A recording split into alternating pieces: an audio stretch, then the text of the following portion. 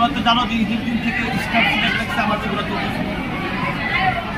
আমার ছবিটা যখন চলতেছিল তখন দেখা আছে স্টার সিনেপ্লেক্সের করে পোস্টারের উপরে কামিং সুন, মানে আমার ছবি আসতেছে। সাংবাদিকরাই আমাকে প্রশ্ন করলো যে ইকবাল ভাই, আপনার ছবি রানিং চলতেছে, এগুলো আছে, আপনার ছবি চলতেছে, ভালো চলতেছে, সেখানে কামিং সুন কেন? যদিও শত শত দর্শক তো ফিরে যাচ্ছে আপনার ছবি কামিং সুন দেখে। আমি ঈদের 3 দিন পর কিন্তু এটা যে দেখলাম, দেখার পরে আমি এখানে মানে হাসলাম যে আমি মনে হয় যে আমার সাথে মনে হয় এই জিনিসগুলোই হয়। যাই হোক, এর জন্য আমি আমার যে প্রোডাকশন ম্যানেজার, আমার যে প্রোডাকশন আমার যে যে ম্যানেজার, তাদের ফোন দিলাম, আবার আমার ম্যানেজারকে ফোন দিলাম যে এটা কী হয়েছে। ওনারা মনে হয় এখানে কথাবার্তা বলছে। বলার পরে আমি রেবেকা ম্যাডামকে ফোন দিলাম, ফোন দিয়ে বললাম যে এই ঘটনা আপনি আমার সঙ্গে শুক্রবার চলবে না। উনি ওনার মতো কথা বললো, আমি আসতে করে ফোনটা রেখেছি। আমার কথা হলো আওয়াজ দেয়, ডাক দেয়, সব কিছু করি, ঈদে সিনেমা ঘর থেকে দর্শক বার করি, সেটা পজিটিভ দর্শক হোক আর আমার নেগেটিভ দর্শক হোক, তাতে আমার কিচ্ছু আছে না। আমি সিনেমার জন্য করি, ইন্ডাস্ট্রিকে। সেদিন বসে আমি কিছু অন্যায়ের প্রতিবাদ করলাম, যে অন্যায়ের প্রতিবাদে আমার ছবি নেমে গেল। তা আমার ছবি একটা সিস্টেম সিনেমার নেমে গেলে আমার কিচ্ছু আসে যায় না, না আসতে যায় না। এটা স্পষ্ট ক্লিয়ার হলাম যে অন্যায়ের প্রতিবাদ করা যাবে না। অন্যায়ের প্রতিবাদ করতে গেলে আপনাকে বিভিন্নভাবে সমস্যা করতে হবে, হেয়পূর্ণ করতে হবে, ঠিক আছে? যেই কারণে আমার ছবি নেমে গেছে। আর আমি যদি ওটা প্রতিবাদ না করতাম, তাহলে আমি যদি ওনাদের সাথে তাল মিলিয়ে চলতাম, তাহলে আজকে আমার ছবিটা নামতো না। তাহলে আজকে আমার ছবিটা নামতো। এই জন্য আমার একটা ক্লিয়ার ফ্যাশন। আমি আগেও বলছি, আজকে বাংলাদেশে ইন্ডাস্ট্রিটা তো কলকাতার ইন্ডাস্ট্রিটা আপনারা কত খবর রাখেন দেয় না। এই ব্যাংকটিস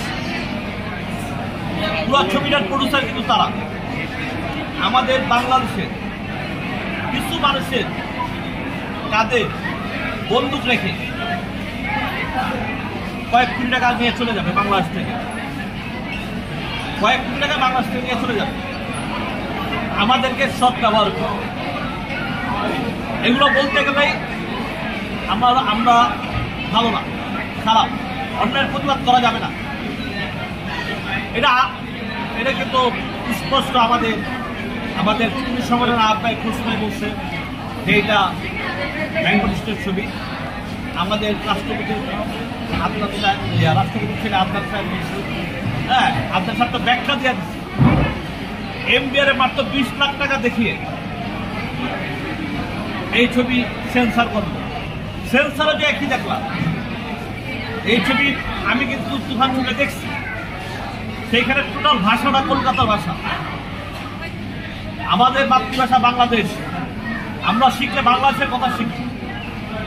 আমাদের দেশ বাংলাদেশ, আমাদের দেশ থেকে টাকা চলে যাচ্ছে, অথচ আমরা সেন্সারে যেভাবে কোনো ছবিতে কি দেখছেন যে একটা সন্ত্রাসী কোনো গভর্নমেন্ট চেঞ্জ করে দেয়?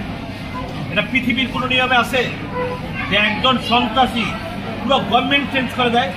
আপনারা এই ছবিতে দেখবেন, একটা গলাটা চুল ধরে নিয়ে গলা ফালায় দেয়। আজও পর্যন্ত সেন্সারকে আমাদের এগুলো দিচ্ছে। আমরা এই ছবিতে 5 মিনিট দান নিছি, ওই ছবিতে 5 মিনিট দান নিছি, এই ছবিতে 5 মিনিট দান নিছি। দান নিয়ে আমরাও কিন্তু বাহাদুরি করতে পারতাম, কিন্তু আমরা কিন্তু সত্যিকারে বাংলাদেশকে ভালোবাসি, বাংলার মাটিকে ভালোবাসি, যেই জন্য কিন্তু আমরা বাংলা ছবি বানাইছি। এইসব দুর্দাকে আমরা কিন্তু দেখি না। আমি এখনো ডেলি নেটফ্লিক্স দেখে ঘুমাই, ডেলি 2-1টা ছবি নেটফ্লিক্সে, বড় বড় যে ছবিগুলো সব ছবি দেখে ঘুমাই। ইচ্ছে বড় বড় দুল কিন্তু আমাদের মাথার ভিতরে আছে, কিন্তু আমরা কিন্তু এটা যাই না, চিন্তা করি না, অশ্লীল জিনিসে যাই না। দিন শেষে কিন্তু আমরা মুসলমান। হ্যাঁ, একটা ছবির ভিতরে আমার অশ্লীল সিন থাকবে, অশ্লীল ড্রেস থাকবে, কোনোদিন আজ পর্যন্ত আমার ছবিতে এগুলো কেউ দেখা নাই। আমার মনে হয় এগুলো আমার ব্যর্থতা। সেন্সর বোর্ডের কাছে প্রশ্ন আমার এটাই, এই প্রশ্ন করাতেই কিন্তু কাল বেলাতে কালকে রিপোর্ট। তার মানে কি সেন্সরের ভিতরেই কি ঝামেলা আছে?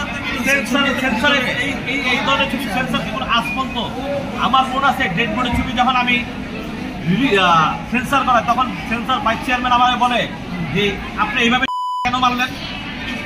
হ্যাঁ, এই জন্য আমাকে কিন্তু 1 মাস ঘুরতে হয়েছে সেন্সর।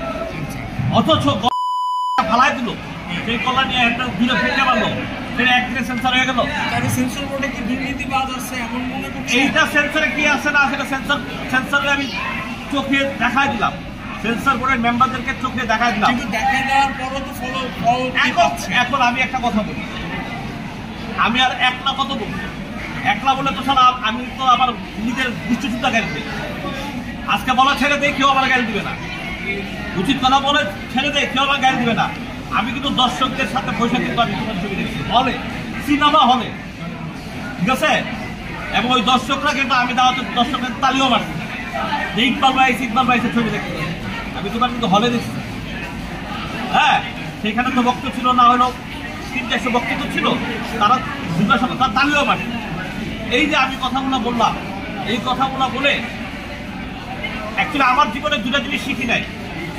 একটা হলো যে আমি কোনো নায়িকাদের ভেন্টিবেগ নেওয়া শিখি নাই, আর কারো চামচামি করা শিখি নাই, ঠিক আছে? ভাই ভেন্টিবেগ মানে একটু খুলে যদি খোলাসা পাবেন। আমি আমার জীবনে কোনো নায়িকাদের ভেন্টিবেগ হাতে টাচ করি নাই, আর কোনো চামচামি আমি আমার জীবনে করি নাই, যেটা আমি